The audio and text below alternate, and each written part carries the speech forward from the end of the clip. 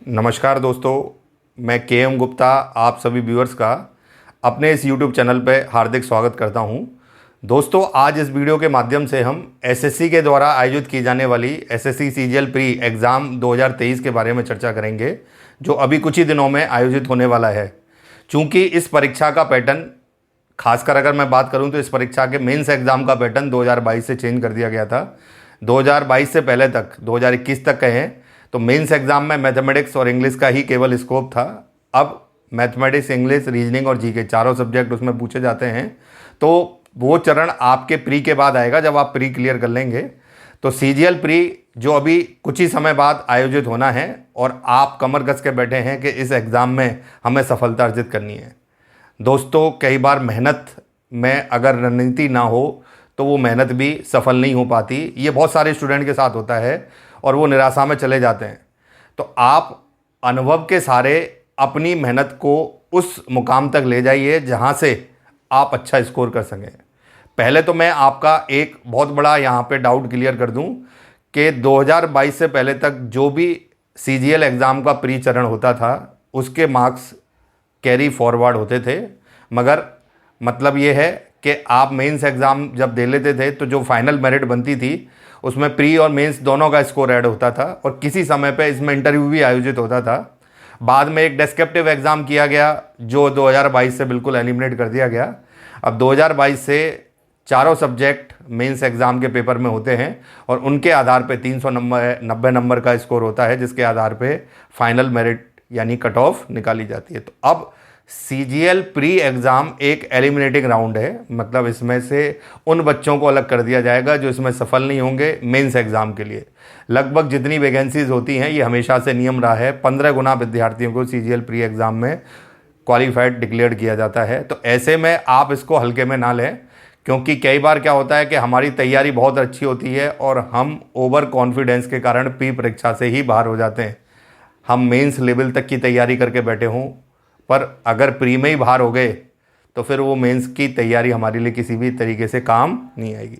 तो यहाँ पे प्री में सबसे पहले हमें मुकाबला करके अपने आप को मेंस के लायक बनाना है, जिससे हम अच्छी परफॉर्मेंस वहाँ दिखा सकें। अब प्री चूँकि क्वालिफाइंग राउंड है, कितना कट ऑफ जाएगा कोई नहीं कह सकता, पेपर के नेचर पर डिपेंड करता है। पेपर टफ भी आता है तो कई बार कट ऑफ ऊपर चली जाती है। रेशनलाइजेशन होता है यहाँ पे, मतलब अगर कई बार ऐसा होता है कि आपकी शिफ्ट का पेपर आसान रहा है या दूसरे का कठिन रहा है, तो हो सकता है आपके जो स्कोर आ रहा है उसमें कुछ ऐड हो जाए या सब्ट्रैक्ट हो जाए, यानी नंबर घट जाएं या बढ़ जाएं। तो ये सारी चीज़ों का सामना करने के लिए तैयार रहिए।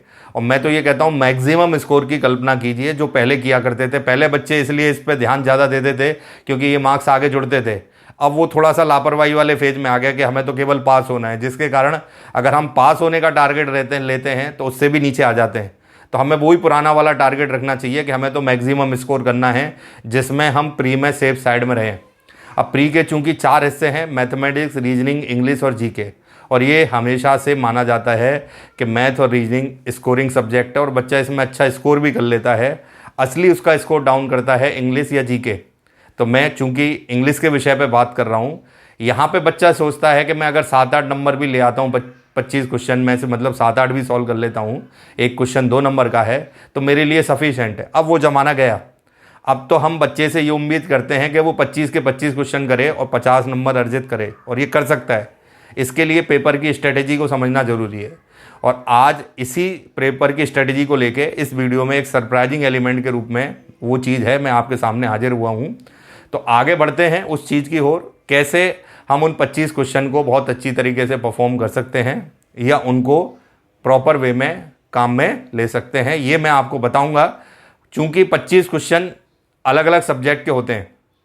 इसमें जैसे आप बात करें एक्टिव पैसिव वॉइस का भी आएगा, डायरेक्ट इनडायरेक्ट नरेशन का भी आएगा, वोकैब भी आएगी, कंप्रीहेंशन भी आएगी। 25 क्वेश्चन में हर चीज़ समाहित है। तो इसमें ये काम नहीं चलेगा कि हम छोटा सा सेक्शन पढ़ के चले जाएं और हमारे नंबर अच्छे आ जाएं, नहीं, बिल्कुल नहीं चलेगा। आपको हर सेक्शन पे विशेष ध्यान देना होगा, ग्रामेटिकल पे भी, वोकैब पे भी और कंप्रीहेंशन पे भी। तो सबसे पहले मैं बात करता हूँ ग्रामर पार्ट की।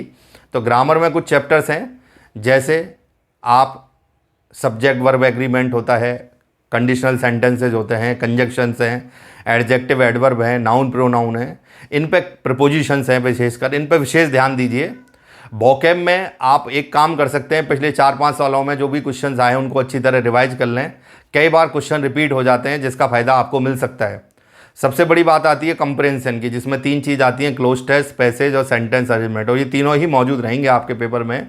तो इनके लिए आपको ज़रूरी है कि आप पूर्व अभ्यास करें, इनके ऊपर प्रॉपर तरीके से अच्छा प्रैक्टिस करें, जिससे कि आप इस पेपर में अच्छा स्कोर कर सकें। इंग्लिश को अगर अच्छा करना है और अच्छे नंबर लाने हैं तो आपको 25 के 25 क्वेश्चन सॉल्व करने पड़ेंगे, जिससे कि आप प्री में एक अच्छा नंबर या स्कोर प्राप्त कर सकें। तो इसकी मेरी जो सबसे बड़ी आपको सरप्राइजिंग एलिमेंट स्ट्रेटजी है वो यही है कि पिछले 5 से 10 साल के क्वेश्चंस जो ऑथेंटिक पेपर हैं उनको सॉल्व करिए। कई बच्चे क्या करते हैं, कोई भी टेस्ट सीरीज लेके बैठ जाते हैं और वो टेस्ट सीरीज का रेलेवेंस कुछ नहीं होता उस एसएससी के एग्ज़ाम से। तो ऐसे में वो निराशा के सागर में चले जाते हैं कि हमारे तो नंबर ही नहीं आ रहे, जबकि उस क्वेश्चन का एसएससी के एग्ज़ाम से कोई लेना देना नहीं है। ये बहुत बड़ी सीख दे रहा हूँ मैं। ऐसी कोई भी टेस्ट सीरीज ना करें जिसका एसएससी के पेपर से कोई लेना देना नहीं है। आपको वही पेपर करने हैं जो ऑथेंटिक रूप से एसएससी के अंदर आए। चाहे तो आप एसएससी यूपीएससी के कुछ पेपर जैसे सीडीएस के होते हैं जिनमें इंग्लिश आती है, वो क्वेश्चन भी निकाल सकते हैं, क्योंकि वहाँ से भी कई बार क्वेश्चन इस एग्ज़ाम के अंदर पूछ लिए जाते हैं।